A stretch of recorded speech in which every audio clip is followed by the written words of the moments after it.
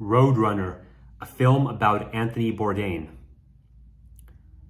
I should mention that although I've been hearing his name for years, I knew he was a chef, a TV show host, a guy well known for traveling. I wasn't too familiar with him at all before his death. I'd never watched a show or anything or seen an interview with him. However, but when news broke of his death, he suddenly became a person of great interest to me. I mean, obviously I haven't killed myself like he did, but having had some struggles with depression myself in my life, I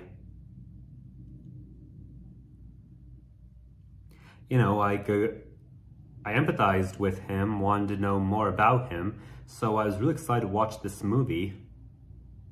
And I will say my biggest exposure to him prior to his death wasn't even, well, again, I never watched an episode of any of his shows or seen an interview with him. My biggest exposure to him was actually a meme circulating once with a long quote from him.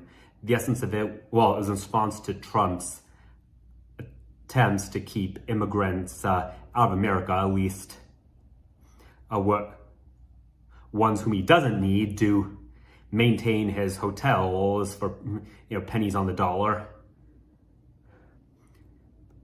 But yeah, Anthony Bourdain's response to the dog whistling of Trump and the entire conservative movement was about how in no restaurant he'd ever worked in had he seen Americans applying to be the dishwashers or the janitors. They always felt that they were above that. It was the immigrants who would come there, the undocumented people, and work the hardest. So he seemed like a beautiful soul, and then I watched this movie, learned much more about him than I ever have. So I saw that he began as just a random cook, but he was someone who liked amassing stories to tell, and went through a lucky break where the book he chose to write found a publisher. The world exposed the stories, and his book reached the top 10 on the New York Times bestseller list. And then that led to one thing and another. His TV shows, his becoming really an icon. I was just talking to my hairstylist about how I was going to watch this movie. She mentioned from the episodes of his shows she'd seen, and she's apparently a big fan. She said Anthony Bourdain's death was the rare celebrity death that really affected her. She said from watching his shows, he seemed like someone who just goes anywhere and immediately becomes your friend. And watching this movie, I could see what Jen was talking about. It just comes across so incredibly personable, so charismatic, and so quick-witted. Then we learned, that was kind of for the cameras. The real Tony, wasn't quite like that. But then the persona was taking over him, which I guess was part of the problem. He became consumed by that. And then he couldn't maintain his personal relationships, with his different wives, with his daughter even. But then that left him feeling lonely, trying hard to excel at his work, and then when that wasn't fulfilling, thinking about wanting to leave the work and then just develop a codependent relationship with his last love interest, the actress. I thought her name was Asia Argento, I guess pronounced Asia. And anyway, what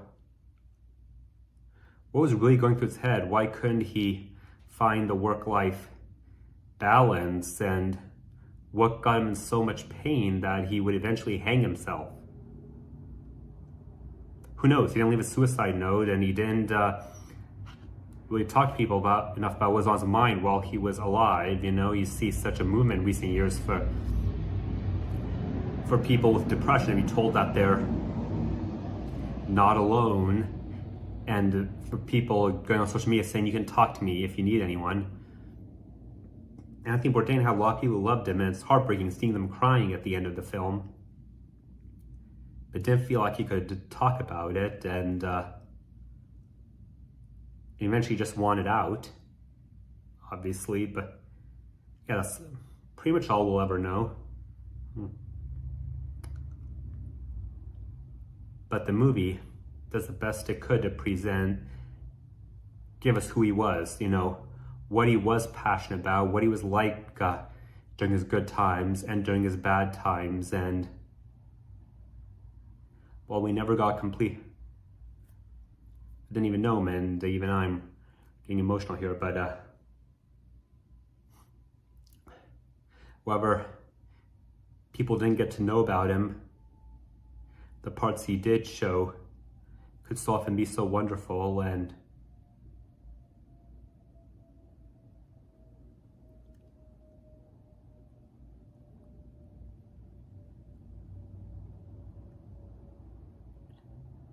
it's great the movie shows us all that. It's also great the movie talks about his less pleasant side, may give us some insight into people struggling with depression, so getting a better idea to recognize the signs in other people in the future, and maybe even ourselves in the future, and what can be done to help.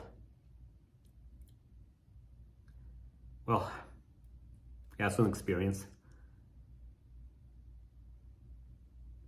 What you all know is the movie is fantastic, so doing my job in recommending it.